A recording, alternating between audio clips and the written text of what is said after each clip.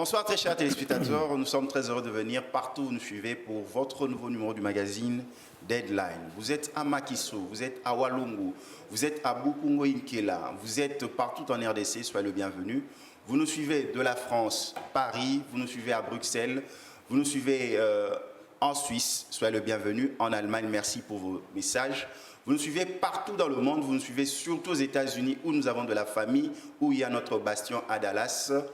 Soyez le bienvenu dans votre nouveau numéro du magazine Deadline. Vous êtes sur Kin 24 Télévision où nous diffusons ce dimanche à 22h juste votre magazine socio-politique. Vous pouvez aussi nous suivre à part sur Kin 24 sur les réseaux sociaux, notamment sur Twitter, YouTube, Facebook, Deadline pour en savoir plus par rapport à l'actualité politique, par rapport à l'avancement de la RDC. Merci de nous avoir suivis car nous avons reçu la semaine passée la section bleue, ce cadre d'élite qui soutiennent le chef de l'État, son Excellence Félix Antoine Tshisekedi Tshilombo, avec qui nous avons été sur ce plateau avec le maître KBA qui nous a parlé comment cette grande structure peut accompagner le chef de l'État afin de poursuivre et de réaliser sa vision pour la République démocratique du Congo. Et sans plus tarder, je m'en vais saluer mon invité de ce soir. Bonsoir, professeur Oscar Saman Olutu. Bonsoir. Bonsoir, monsieur les journalistes. Professeur Saman, nous vous avons reçu sur ce plateau, là où nous avons parlé de l'opérationnalisation, où vous aviez donné votre vision, par exemple, par rapport au Premier ministre entrant, Sylvestre Ilunga Ilunkamba. Il a suivi vos conseils, il s'est mis au travail. Qu'est-ce que ça vous fait, vos premières impressions, de savoir que vous êtes aussi entendu lorsque vous passez sur les plateaux des médias? En tout cas, vous êtes en train de m'apprendre quelque chose. Je suis heureux. Effectivement, ce que vous me dites semble avoir été la réponse à une des questions que vous aviez posées. Tout à fait. De savoir si le Premier ministre avait des raisons de s'ennuyer parce que le gouvernement ne venait pas. Très vite, je me suis dit, le Premier ministre, que je connais, un collègue compétent, n'a pas de raison de pouvoir s'ennuyer. Parce qu'il a au moins un outil qui ne peut pas les fatiguer et qui ne peut pas l'ennuyer. C'est le savoir, c'est la réflexion. Partant de là, il y a des institutions qui existent. Même s'il y en a d'autres qui traînent à venir, il y a lieu de pouvoir travailler, profiter de sa légitimité. Le fait que FCC, l'autorité morale des FCC, qui est bien sûr aussi, le FCC, j'en suis membre, l'autorité morale. Et même signataire. Hein? Oui, signataire, comme indépendant. Et je reste fidèle, bien sûr. On lui a donné cette opportunité. Il n'avait pas de raison de traîner. Il devait travailler. C'est pourquoi il est en train de travailler. Et pareil, c'est ça. Tant mieux. Félicitations. Qu'il aille de l'avant. Nous sommes prêts à pouvoir contribuer d'une façon ou d'une autre pour la réussite. Très chers téléspectateurs, le professeur Oscar Saman Olutu est docteur en management, professeur émérite. Il est de l'université de Kinshasa, mais il a aussi son université qu'il a établie ici après ses grandes études et formidables études aux États-Unis, où il est revenu implanter le management ici en RDC, notamment à travers l'université du CEPROMAD, auquel nous avons assisté particulièrement à la remise des diplômes aux lauréats, cette grande école qui forme les managers, et il y a aussi d'autres filières, l'économie, le droit, mais le professeur Saman va nous en parler plus. Professeur Saman, c'est vrai, vous êtes opérateur politique, acteur permanent, enseignant, mais qu'est-ce que ça vous fait aussi de transmettre la connaissance du management, vous qui êtes parmi, je peux le dire, sans être contredit, le précurseur du management ici en RDC? Qu'est-ce que ça vous fait? Ça me fait un grand plaisir. Si déjà je peux éventuellement faire une différenciation dans la terminologie, quand vous m'appelez opérateur économique, opérateur politique, opérateur culturel ou tout ça, ça vous engage. C'est tout à fait normal. C'est peut-être une multiplicité des chapeaux que je porte, je ne veux pas refuser. Mais quelle que soit la situation, je suis d'abord et avant tout professeur d'université. Je suis d'abord et avant tout docteur en management. Et je suis d'abord et avant tout celui à qui on a rendu l'honneur en lui attribuant l'International Socrates Award de l'Université d'Oxford pour avoir implanté le management en République démocratique du Congo. Je suis d'abord celui qui est content et fier d'avoir été honoré en ayant les médailles d'or en sciences et lettres de notre chancellerie, parce que le président de la République, qui en est le titulaire, le précédent bien sûr, a signé l'ordonnance pour reconnaître ses mérites. Là, je vous assure, je reste dispo pour pouvoir servir notre pays et à ce moment précis, entièrement à la disposition du gouvernement actuel, de notre président de la République actuelle, qui est Félix Tshisekedi. Très chers téléspectateurs, nous allons entrer maintenant dans le vif du sujet. La fois passée, lorsque nous avons reçu le professeur Saman sur notre plateau, nous avons parlé de la problématique sur l'opérationnalisation des décisions politiques. Comment accompagner cette vision du chef de l'État pour la concrétiser. Et nous avons compris ensemble ici avec vous que le management, le manager devait faire des choix. Vous le savez, la composition du futur gouvernement, oui, accord FCC cash, 65 personnes, mais ce soir, nous allons encore aller plus loin dans la ramification pour cette approche managériale qui pourrait être intégrée dans la gestion de l'administration publique. Professeur Saman, vous êtes docteur en management. Nous avons parlé de l'opérationnalisation des décisions politiques afin d'accompagner la vision du leader politique tel que le président de la République, son Excellence Félix-Antoine Tshisekedi Tshilombo. Est-ce que vous pouvez vous résumer par rapport à cette approche de l'opérationnalisation, afin que ceux qui ne nous avaient pas suivis comprennent avant de nous lancer par rapport à la question de la gestion dans l'administration publique? Mais de toute façon, quand je dis opérationnalisation, comme vous aviez dit, dans ces cadres précis, nous avons deux concepts clés, l'administration et le management. Le gouvernement qui se retrouve là,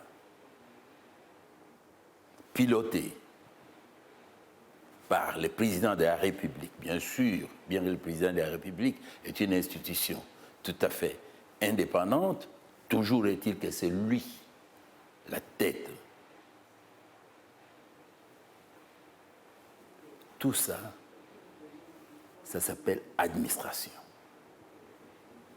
65 membres ou 17 membres du gouvernement, tout ça, ça fait administration.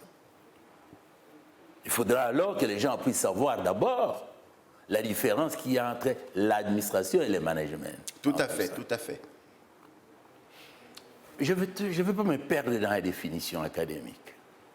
Je vais être tout simplement simple et simpliste. En deux mots, l'administration, c'est la distribution ou la production des services ou des richesses non marchandes. C'est-à-dire offrir des services ou distribuer des revenus ou richesses nationales sans contrepartie, sans vendre, si vous voulez, un langage tout à fait terre à terre.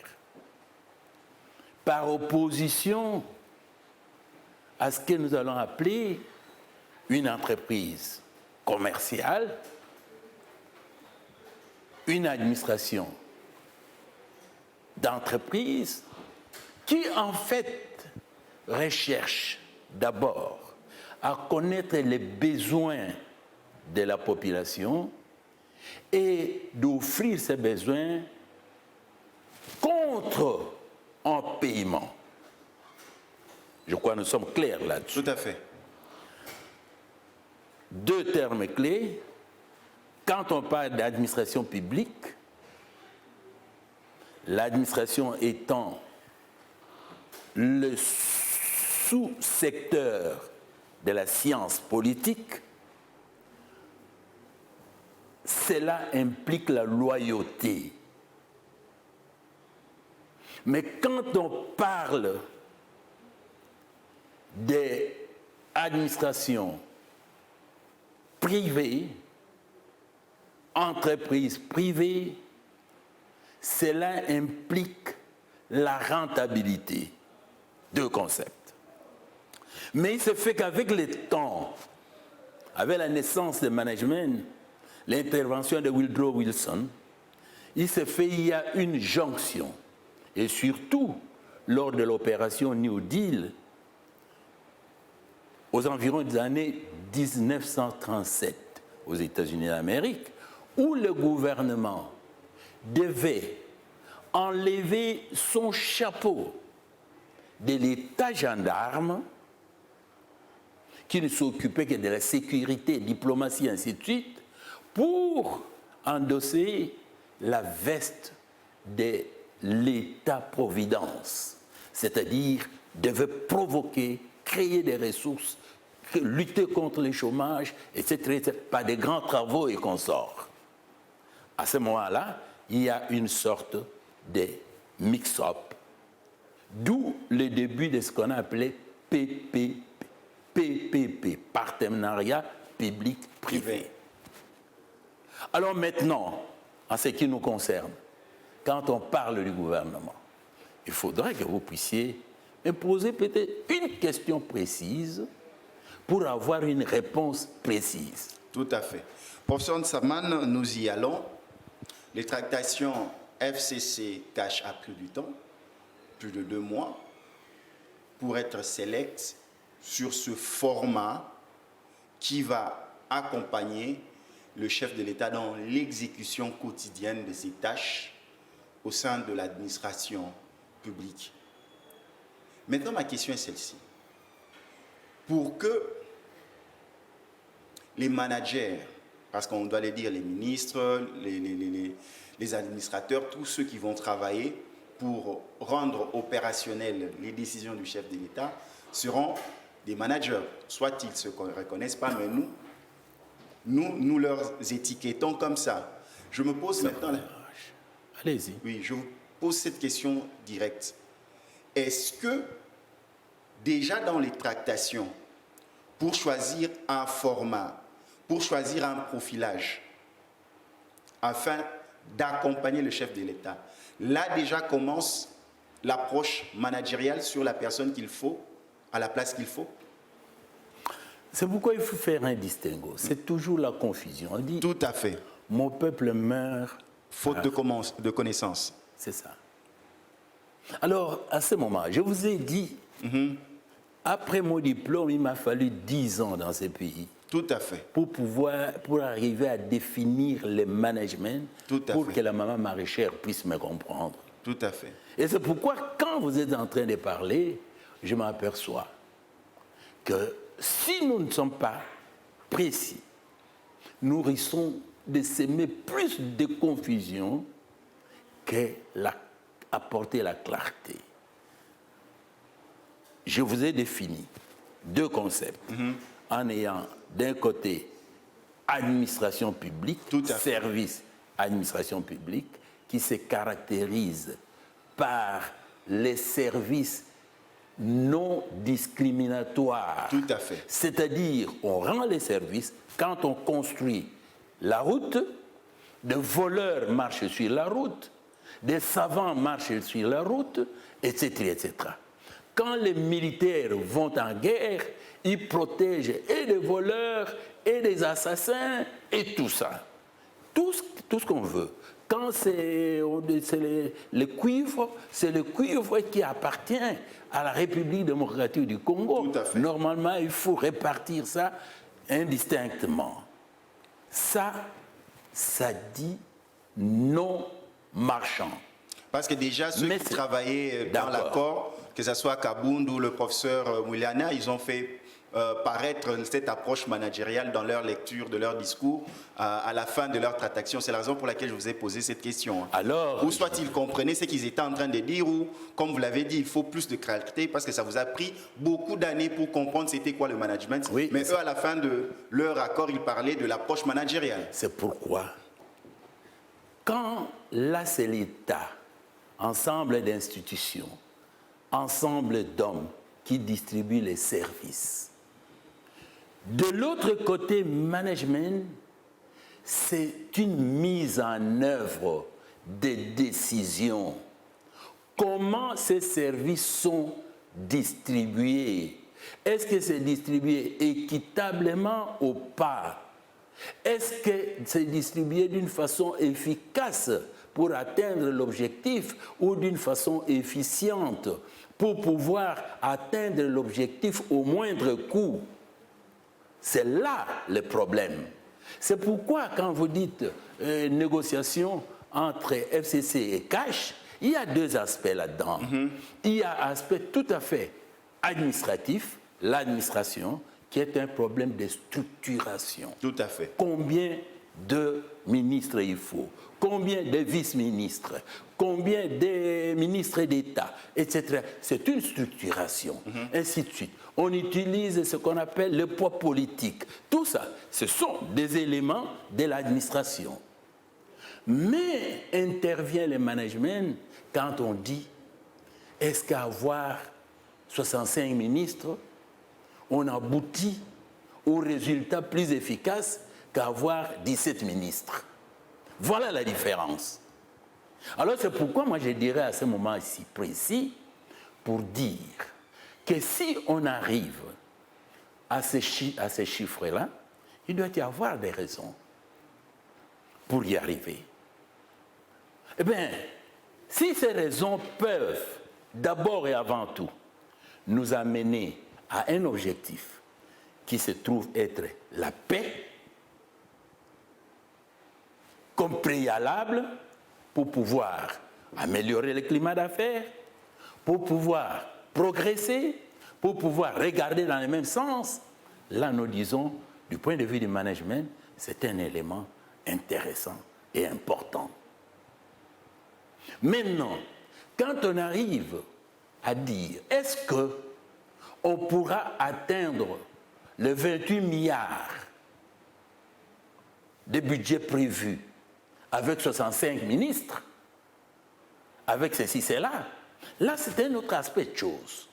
Du point de vue administratif, c'est-à-dire du point de vue structuration ou fonctionnement des institutions, c'est peut-être une bonne chose, mais ça risque d'être tout simplement de la façade parce que, avec moins de ministres, on peut être plus utile, dans le sens que, il y a quelqu'un qui a posé la question, les salaires des 65 ministres peuvent éventuellement payer combien de fonctionnaires? Parce que ceux qui ont fait des études disent que ça va avoisiner plus de 500 millions de dollars, il paraît-il. Eh bien voilà, de toute façon, à ce moment-là, on commence à peser. C'est le management qui intervient. Alors pour dire, et alors, qu'est-ce qu'il faut faire? Faudrait-il réduire les salaires?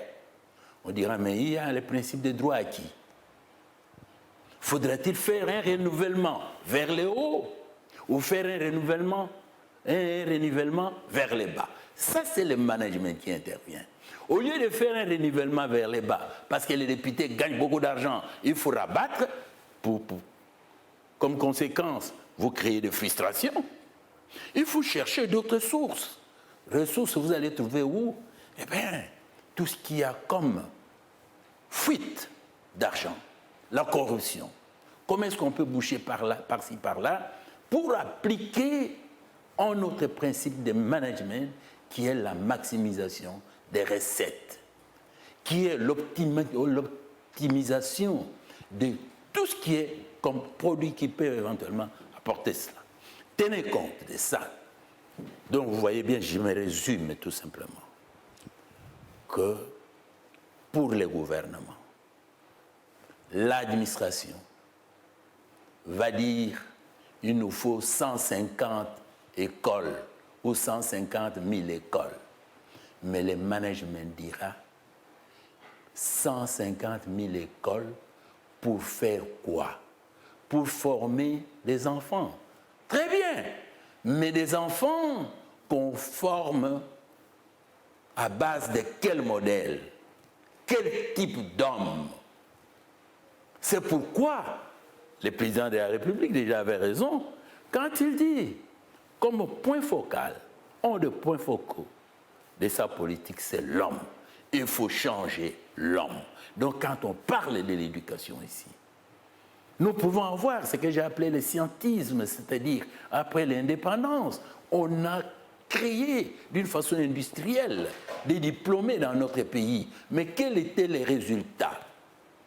Parce que l'aspect managérial n'était pas considéré. L'aspect managérial, c'était quoi?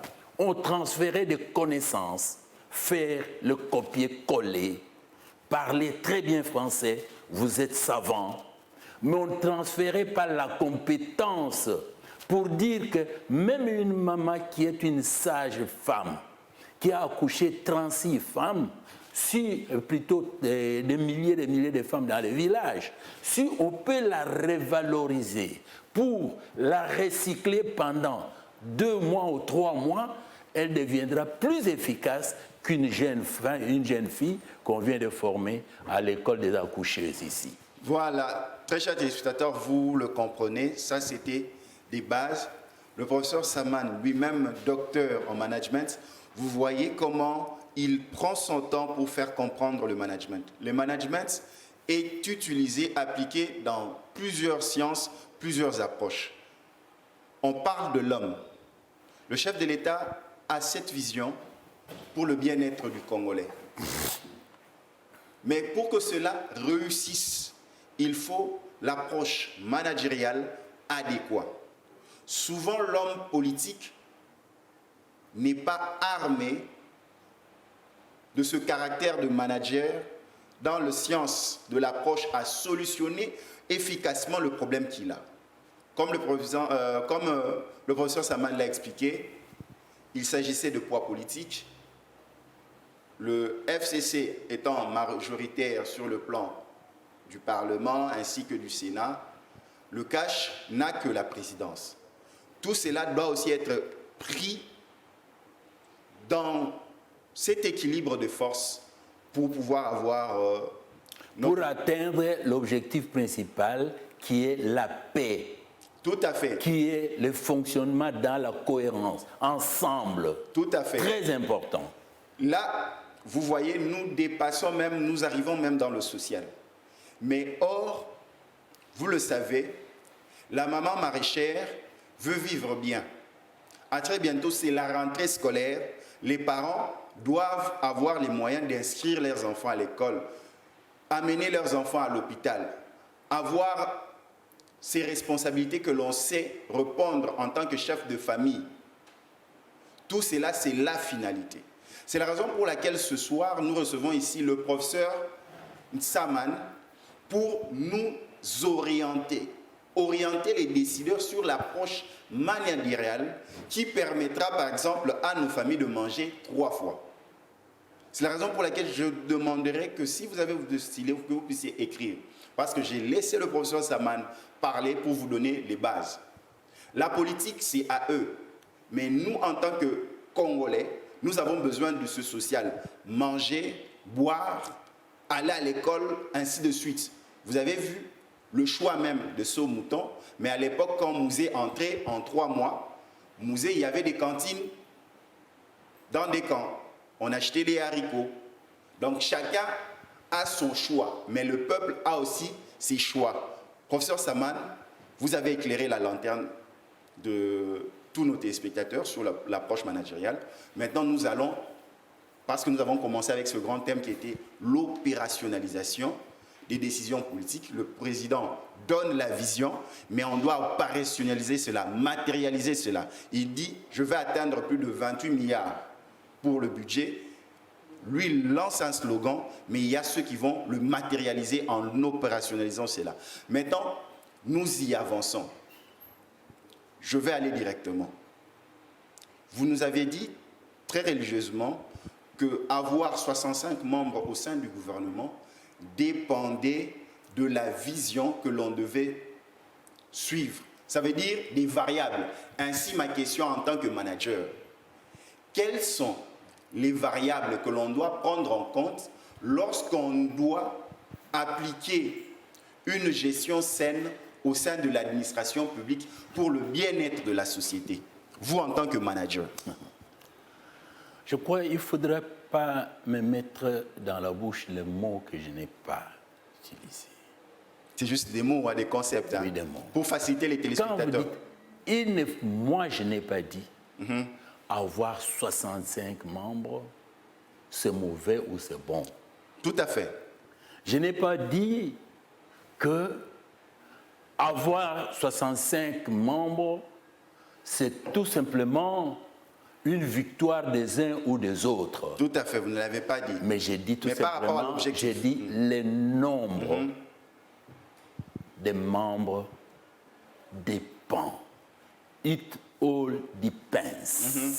Le tout dépend des circonstances et de l'objectif qu'on poursuit. Tout à fait. Si l'objectif immédiat dans ces cadres-là était d'arriver à la paix, à l'harmonie entre FCC et CACH, eh bien, le nombre se justifie s'ils peuvent se mettre d'accord là-dessus. Tout à fait. Et cela entraîne la paix qui leur permet, qui sert de socle pour qu'on puisse avancer. Toutes choses restantes égales par ailleurs. Là, vous avez très bien compris. Tout à fait. Maintenant, qu'est-ce qu'il faut? Ce qu'il faut, c'est tout simplement, je l'ai dit et je vais le répéter, le management, c'est comme un éléphant entouré de 20 aveugles. Je l'ai toujours dit. Et quand vous parlez du pays, ce sont des milliers d'aveugles. Tout à fait. Autant de ministères, autant de types de management qu'il faut utiliser. Le développement rural utilise le management de projets communautaires, tout à fait, par exemple. Les budgets utilisent le management des finances. Le commerce extérieur utilise le management marketing. L'administration publique, la fonction publique utilise le management public ou management politique des ressources humaines. Tout à fait. Etc., etc. Voilà. Donc, c'est dire que le management qu'on va utiliser à la santé publique, ce n'est pas la même chose que le management qu'on va utiliser dans l'agriculture ou dans l'astronomie. Partant de là, vous me demandez quel type de management il faut utiliser, je vous dirai que le management, c'est un tout. Alors, le tout dépend d'abord et avant tout de la prise de conscience. Tout à fait. Que celui qui se trouve dans ce secteur-là puisse prendre conscience et faire la différence entre l'administration institutionnelle, c'est-à-dire qui est l'organisation, qui est dans l'entreprise, qui est la structure, qui est ce que nous pouvons appeler organigramme, avec le management qui est en processus de prise de décision. Comment on applique la décision? C'est-à-dire l'administration publique au niveau du gouvernorat dira il faut planifier. Mais le management dira comment planifier. Alors partant de là, c'est dire il faut d'abord prendre conscience de ça. Ça, c'est un élément pour dire, savoir que ce qui est institution est différent de la façon d'agir, si vous voulez, que je puisse utiliser. Donc, comment mise en musique. Ça, c'est de 1. De 2, il faut savoir qu'il y a un grand principe en management qui dit concevons ensemble, exécutons ensemble, évaluons ensemble, et il faudra même ajouter partageons ensemble. Sans vous retrancher la parole, c'est ce que le FCC a appliqué avec le cash, par exemple, quand le professeur Milania dit « Nous avons pris une partie du projet-programme de l'honorable Chadari à associer avec celui du président Félix Tshisekedi pour trouver l'idéal, enfin, d'exécuter ensemble, d'évaluer ensemble. » Donc là, c'est l'approche managériale. Exactement. Donc, ça, c'est le second élément. Quand on a fait, on sait que des structures, c'est rien, mais maintenant, au niveau de l'exécution, concevons ensemble, exécutons ensemble, allons-y, c'est ce qui est en train de dire. Si les gens peuvent se comprendre ça, ils peuvent comprendre ça, ça c'est le deuxième élément. Il y a un troisième élément. Il y a le problème de leadership. Pour qu'il ait une réussite quelconque, il faut un leadership. À ce moment, il faut faire la différenciation entre un leader et le leadership.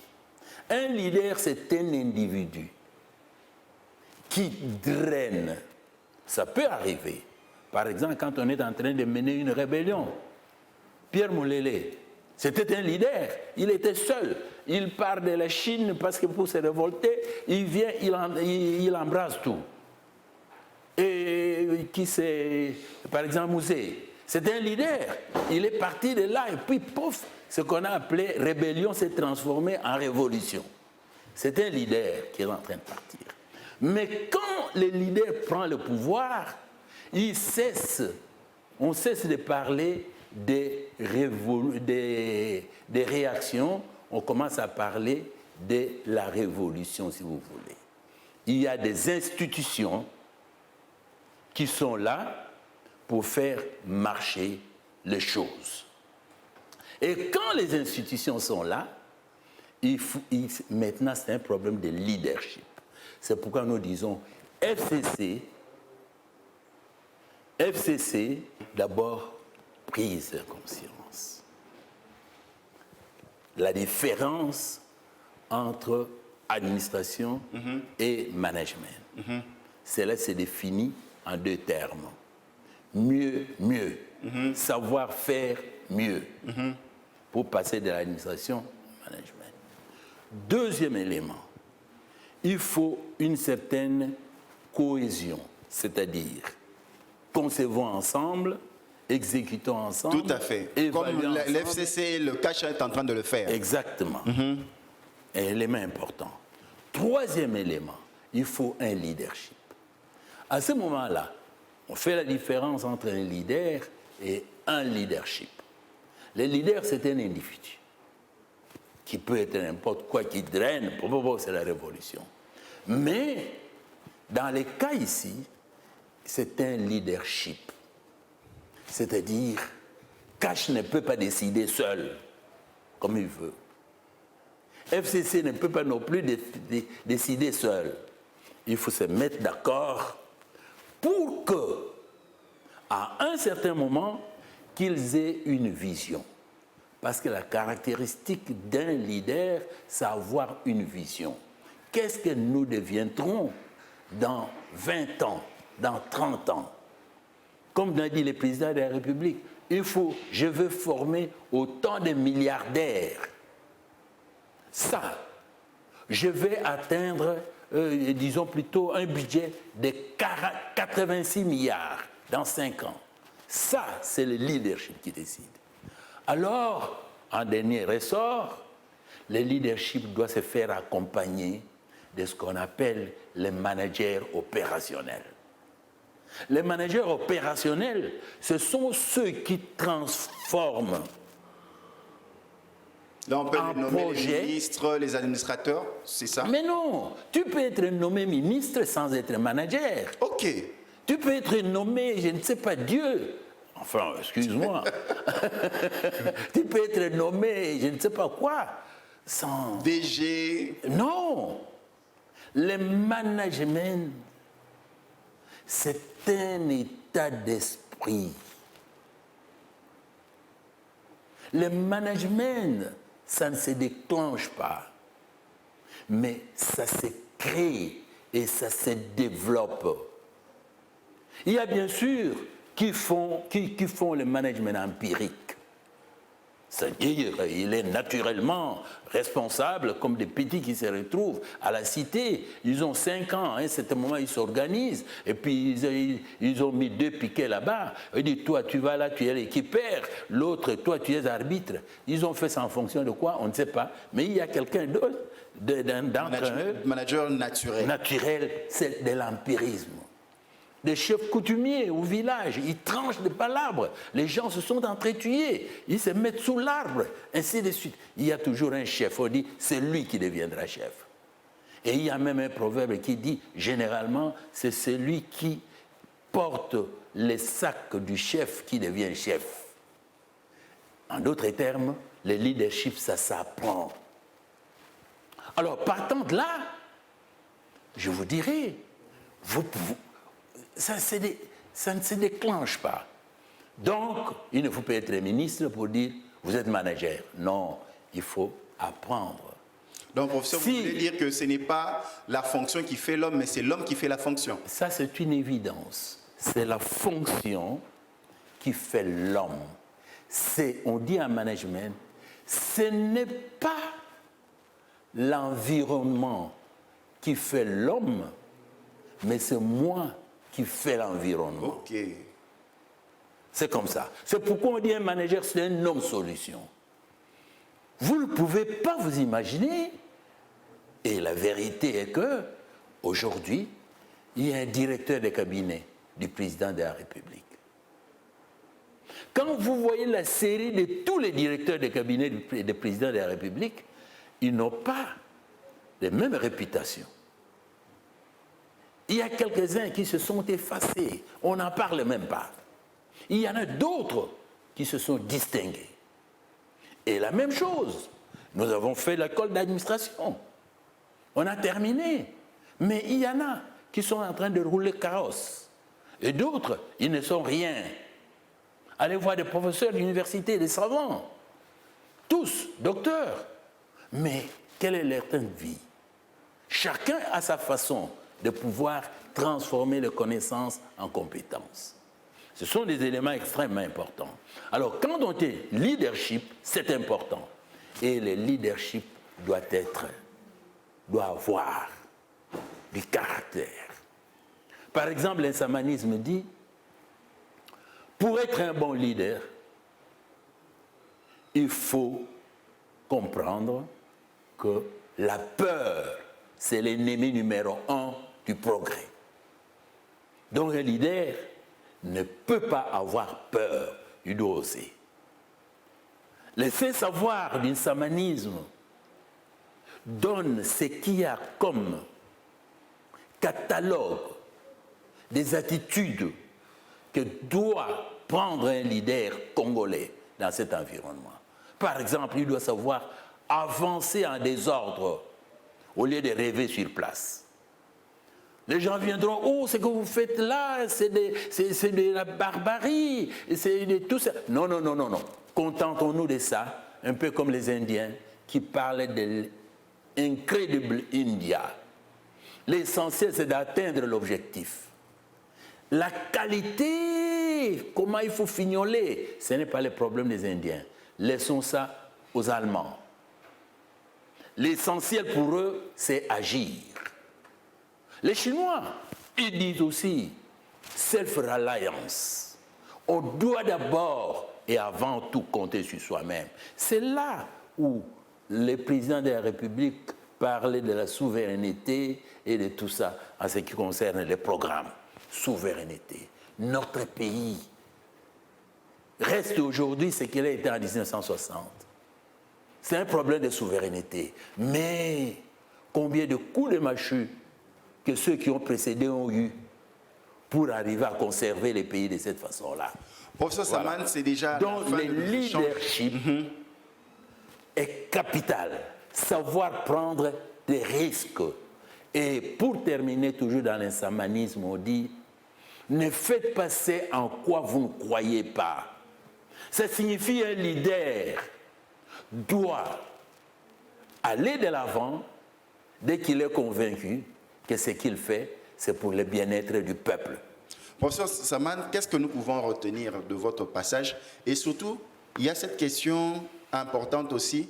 Souvent, quand on dit, on pose, que ce soit au chef de l'État, aux décideurs politiques, on leur pose cette question, pourquoi le gouvernement a duré pour que nous puissions l'avoir? La réponse, même en Belgique, c'est la même chose. Est-ce que nous avons la même administration, que ce soit en Belgique ou ici? Et qu'est-ce qui fait que, par exemple, en Belgique, même s'il n'y a pas de gouvernement, l'administration continue à fonctionner? Vous, en tant que manager. Je continue toujours à vous dire. Je vous ai dit, je vous ai donné tout simplement 4 axes. Tout à fait. D'abord, comprendre la différence entre administrer et manager. Tout à fait. Disons administration et management. Tout à fait. Administration, c'est bonne gouvernance, bien faire, c'est la bureaucratie, ainsi de suite. Mais le management, c'est comment faire. Comment faire sans gouvernement, nous continuons de fonctionner. Comment faire pour pouvoir atteindre l'objectif, c'est-à-dire ne pas casser la branche sur laquelle on est assis. Voilà. Ça, c'est la première chose. La deuxième chose, et je vous ai dit, il faut appliquer les principes de management. Concevons ensemble, exécutons ensemble, évaluons ensemble, partageons ensemble. Donc, FCC et CACH, s'ils appliquent ces principes-là, ça peut prendre autant de temps qu'on veut.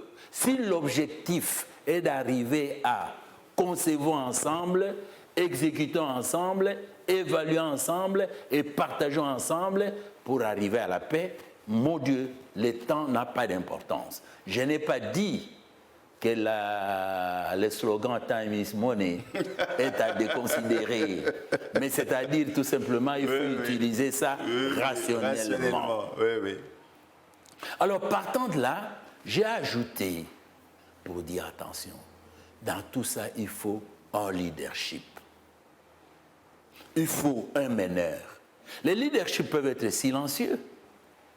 Il y a les types de leadership comme le président, l'autorité morale des FCC. Le sénateur a vu. Qui parlait le moins possible. C'est ça. Il y en a qui disaient, mais quoi, ainsi de suite. C'est un style de leadership. On peut avoir un autre leadership qui est un leadership relationnel.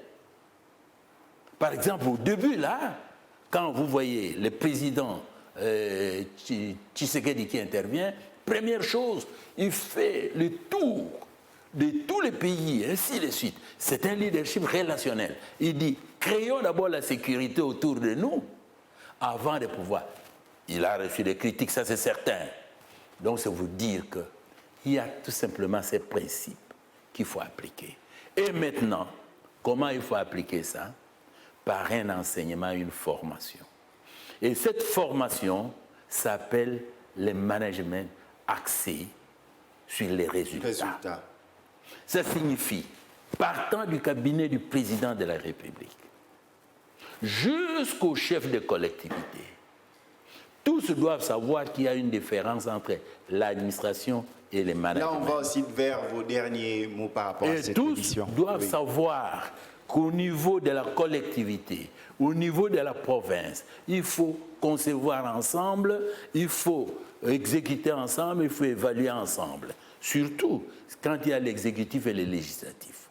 Tous doivent savoir que le gouverneur, c'est un leader et ça doit être quelqu'un meneur d'hommes. Par conséquent, il doit respecter les 16 principes du samanisme pour pouvoir aller de l'avant et réussir. Et quand il applique les 16 principes, il doit savoir que les postes qu'il occupe n'est que provisoire. Et la question est de savoir, très important, au moment où vous entrez, vous occupez un poste, il faut dire, il y a eu l'ordonnance d'entrée, je dois m'attendre à une ordonnance de sortie. Mais si vous ne vous attendez pas à une ordonnance de sortie, c'est la pagaille et c'est le début des désordres. Merci beaucoup, professeur Saman, pour avoir répondu à notre invitation de ce soir. Très chers téléspectateurs, vous l'avez compris, le professeur Saman a été académique parce qu'il fallait comprendre, on ne pouvait pas survoler. Comme le professeur Saman vient de le dire, vous avez été placé pour un temps en tant qu'autorité décideur politique, en tant que ceux qui vont accompagner le chef de l'État, il y a un mandat. L'impact, si vous n'avez pas ces attributs de manager, vous pouvez apprendre. Si vous ne voulez pas apprendre, vous pouvez aussi associer dans vos cabinets des managers, parce que là, c'était des conseils spécifiques pour vous aider à gérer et à opérationnaliser la décision du chef de l'État en termes d'objectifs et finalité, le bien-être du peuple congolais. Si vous nous avez raté ce dimanche à 22h, juste sur Kin 24 Télévision. Et nous sommes en train de former, il y a un programme validation des acquis de l'expérience. Tout à fait. Un programme de 3e cycle à l'université du CEPROMAD, où tout ce qu'il y a comme haut cadre d'entreprise qui s'ignorent, alors qu'en général, ils sont très intelligents, mais qui doivent transformer leurs connaissances en compétences. Tout à fait. Ils sont les bienvenus. C'est un élément important. Et bien sûr, les académiciens aussi, assistants et chefs des travaux, ils peuvent toujours passer pour le 3e cycle parce qu'il y a le management général qui concerne ceux qui ont fait le management de bout en bout et le management sectoriel qui reçoit tous les autres sans tenir compte des diverses formations. Merci, professeur. Donc, vous nous avez raté ce dimanche à 22h juste sur Kin 24. Rattrapez-vous le jeudi à 14h juste sur Kin 24. Quant à moi, je vous dis à la prochaine. Que Dieu vous bénisse.